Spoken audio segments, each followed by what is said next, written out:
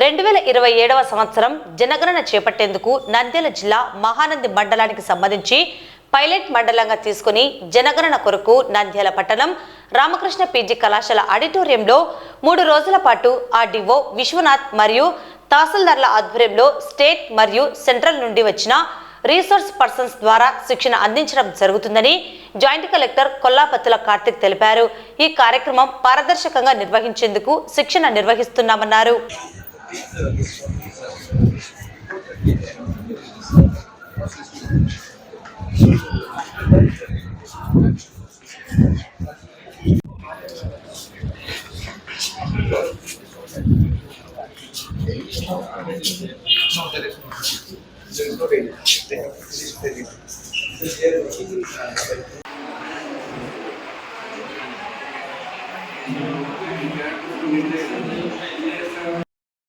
Provide the items here. Yes, definitely we will be providing, sir. In between, we will be distributing the items also.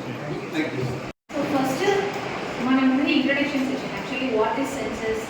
ఈ test లో మనం ఏం చేయబోతున్నాము and what are the procedure? What step by step whatever it is, our introduction first I will explain. తర్వాత ఒక్కొక్క session లో different topics అన్ని వేరే PPTs will explain. First